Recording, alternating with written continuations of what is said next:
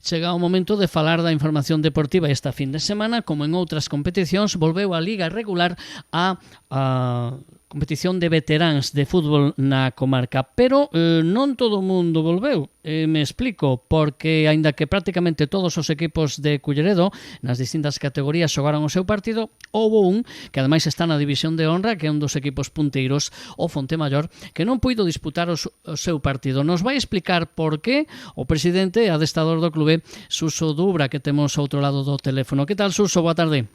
Boa tarde. Antes que nada, feliz ano, grazas por atender a nosa chamada. Igualmente para vos.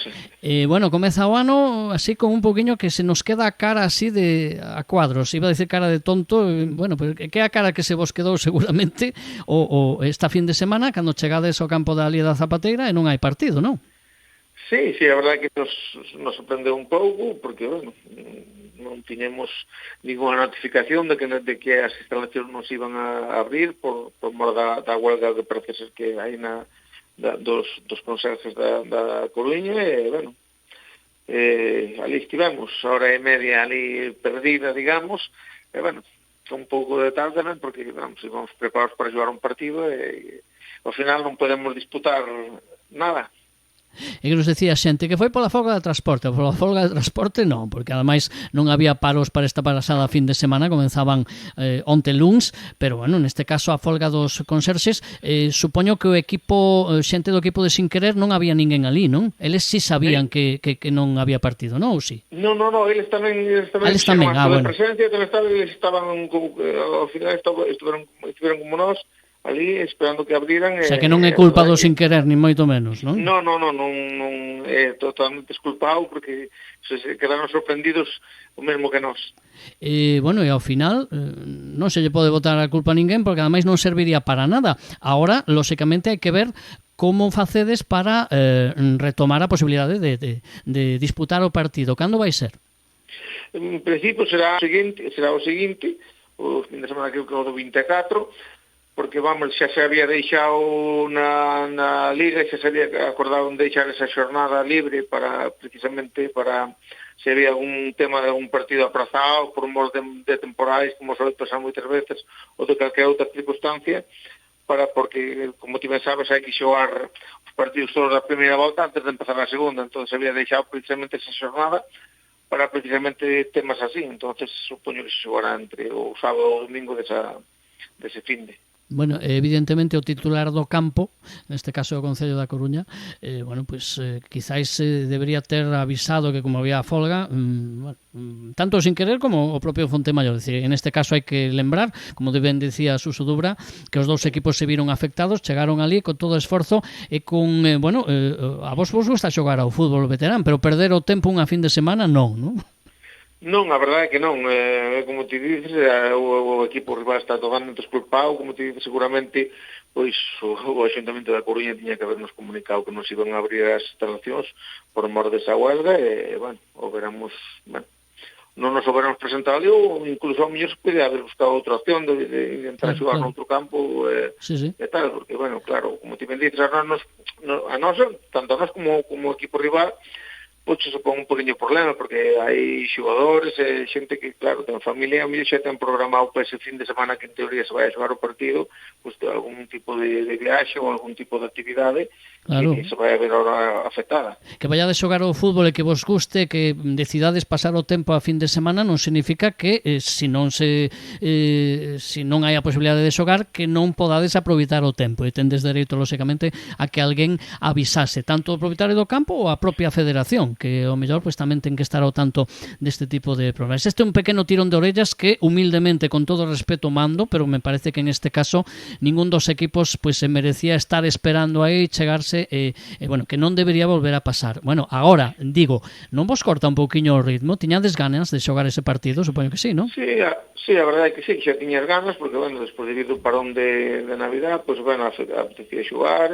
bueno, digamos que nos retrasa un poquinho máis, e claro, cando eres xa xogador veterano, que perdes un poquinho o ritmo, estar unha semana máis sin xogar, pois sempre afecta, pero bueno, as circunstancias dinos así, é o que hai, como ti ben dices, quizá o o Ayuntamento da Coruña tiña que haber revelado por ese tema, porque eles eran conscientes de que tiñan ese problema de folga e tiñan que haber estado pendentes de se a instalación se iba a abrir ou non.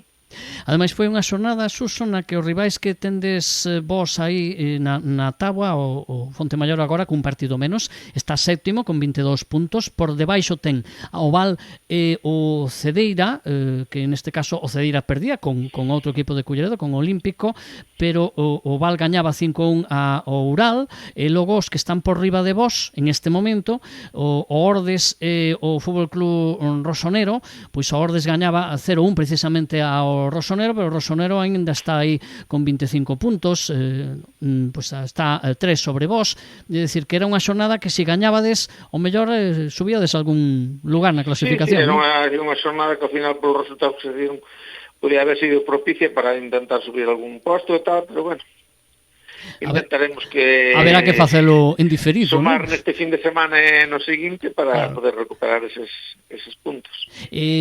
Agora que levamos a 14 xornadas disputadas, bueno, vos 13, pero que pronto a recuperaredes, como míster, dende o punto de vista do adestrador, como ves o balance da campaña e que perspectivas te cambiaron respecto ao principio de tempada ou non?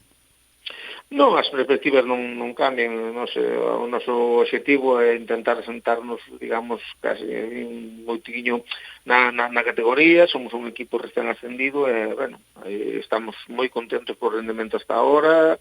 Quizá mellor un pouquiño lunar, digamos, problema que podemos ter, que estamos tendo bastantes problemas de lesións, entonces iso afecta quizá o rendemento, porque claro, hai xogadores que están xogando tocaos, que están xogando tal, outros que teñen que forzar, porque claro, a falta de xogadores te leva a eso, pero bueno, estamos super contentos como levamos a temporada e penso que é unha temporada máis que aceptable. O problema, como diste, son as lesións, que aparte de o problema estrictamente futbolístico, pues a nivel humano, lógicamente os xogadores, isto é fútbol aficionado, veterán, pero aficionado, e teñen unha vida aparte, e eso sí que é o máis complicado. Como está agora a situación do equipo en ese sentido?